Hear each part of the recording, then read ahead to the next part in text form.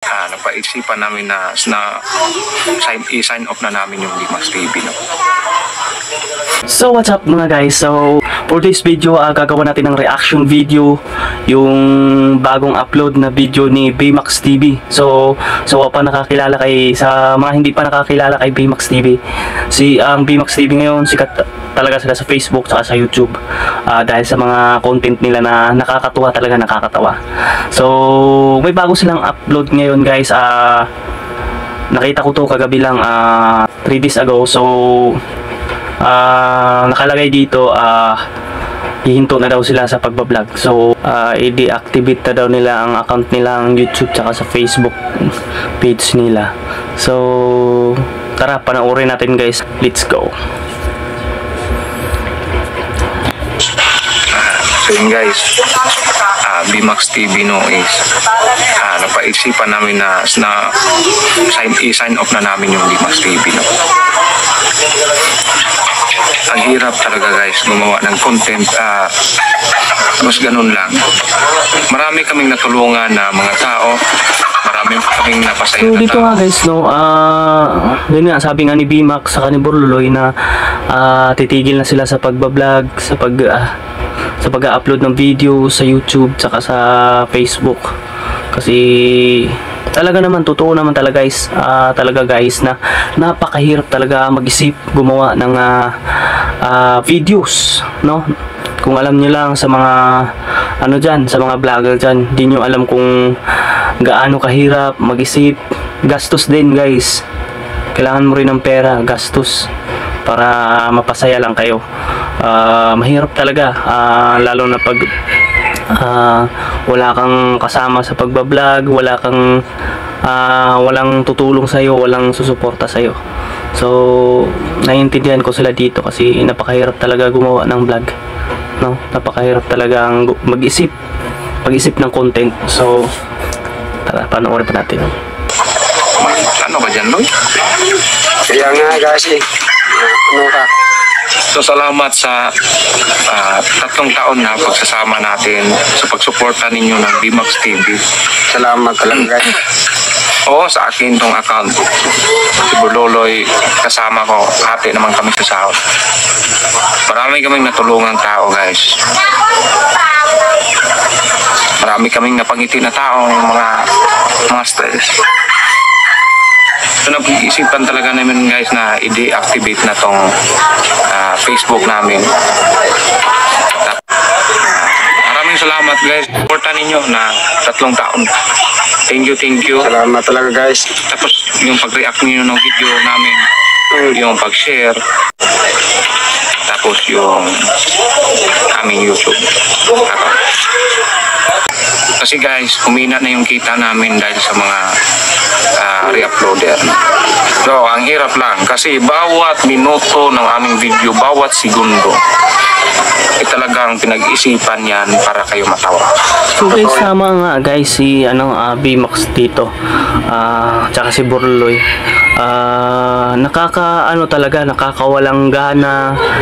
Ibiruin nyo, pinaghirapan nila yan, ng pinag-isipan nila yan, pinaggastusan nila yan, yung ginagawa nilang content, tapos pipiratahin lang, nanakawin lang ng mga vloggers na yan, yung mga hindi marunong gumawa ng sariling content nila, diba? Ang hirap kasi pag ganun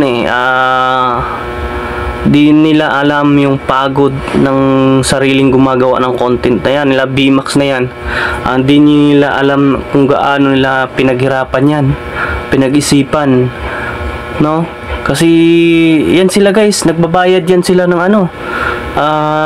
nagbabayad ng editor, may binabayaran yan silang editor, may binabayaran yan silang tagagawa ng script, may binabayaran yan silang mga tao, yung para mabuo lang yung content na yan, yung video na yan, para mapasaya lang kayo, di ba? So ang hirap lang kasi ngayon na mga ibang vlogger dyan, mga content creator na hindi ko naman nila lahat nagnanakaw ng videos. except sa reaction videos, yung ganito kasi dito kasi reaction videos to sinusuportahan natin yung vlog nila, yung channel nila, inaano natin, pinupromote. So di katulad sa iba dyan na ni-re-upload nila, inedit lang nilang konti para di sila makapiright. Ang hirap kasi doon kasi mas marami pa ang views sa mga nagkakopya ng video kaysa sa original na gumagawa ng video. Yun na intindihan ko yung ano nila BMAX dito tsaka ni Borluloy, yung hinanaing nila. Nakakasama ng loob, nakakapanghina, nakakawalang gana talaga pag ganito, yung nanakawin lang yung video mo na pinag-iisipan mo, di ba? Pinaghirapan mo. Tapos hindi lang yan guys, may sinasahuran tayo na cameraman, may editor, may taga-script ng content. So ang hirap yung pag-upload pa natin ng video siyempre. Kaya napag-isip-isip namin na itong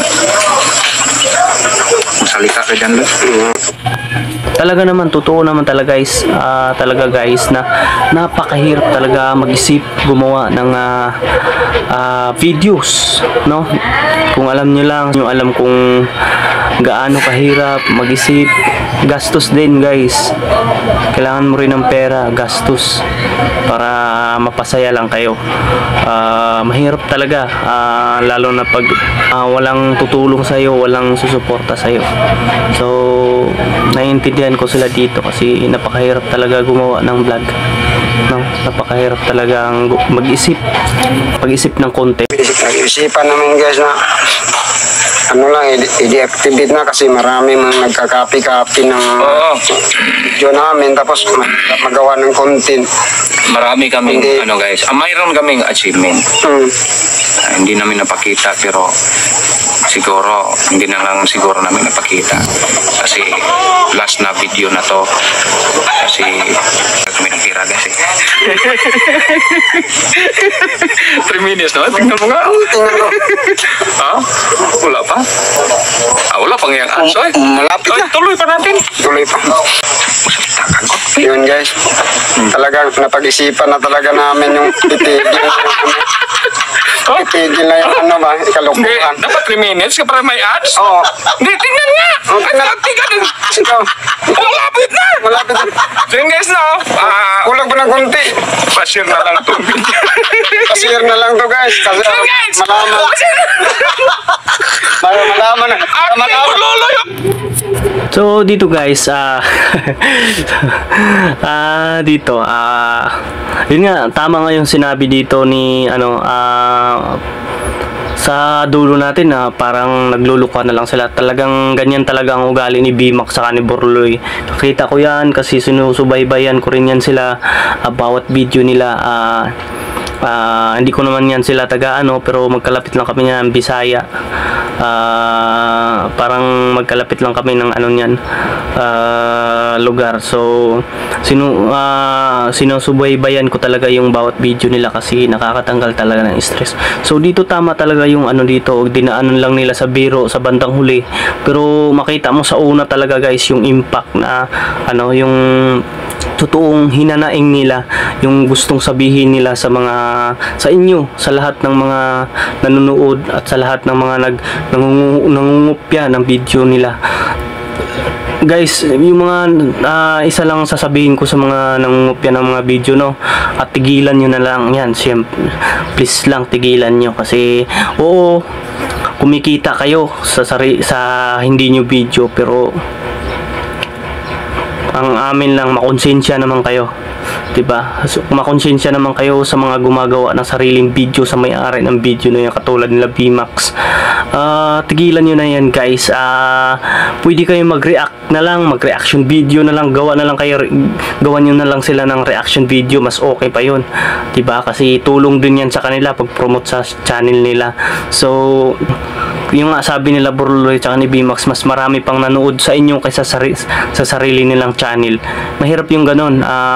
Wala kang personality, wala kang creativity, sarili mong gawang video. Huwag niyong ganun kasi masama yun.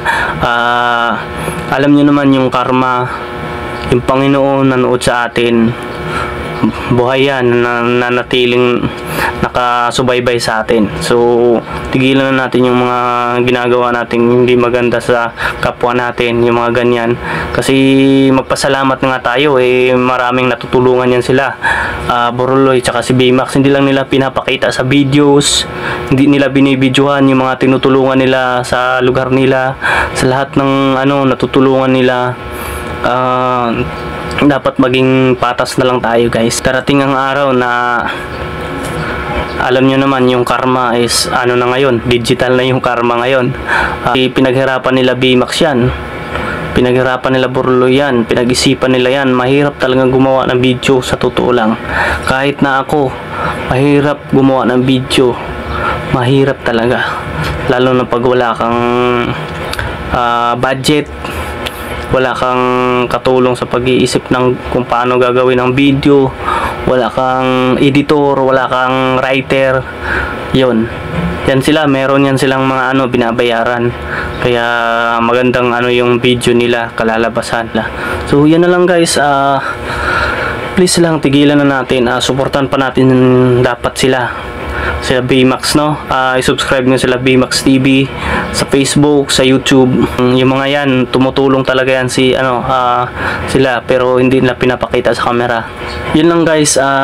Salamat sa pagsuporta nyo palagi sa channel ko. Kahit ngayon lang tayo uli nakagawa ng reaction video, dahil na medyo nalungkot tayo kasi akala ko totoo na to. Sana hindi matuloy to. Sana lukuhan lang to nila Baymax sa ang lang naman nila dito punto is sana maka-realize yung mga nagnanakaw na video. Sana tigilan nyo na. Yun lang naman gustong ipaparating nila Baymax dito. Saka sino ba namang gustong mawala ng channel, di ba? I-deactivate yung channel, no? Kasi yun na yung buhay mo, yun na yung yung buhay, yung tumatakbo yung buhay mo dun, pinagkakitaan mo na rin, siyempre. Hindi na natin pagkakailayan. Pinagkuhanan mo ng natin ng pang araw-araw, pang gastos araw-araw. Tsaka deserve din nila yan, siyempre, kasi marami silang naipapasaya, marami silang nanatiling naniniwala sa kanila. So peace out.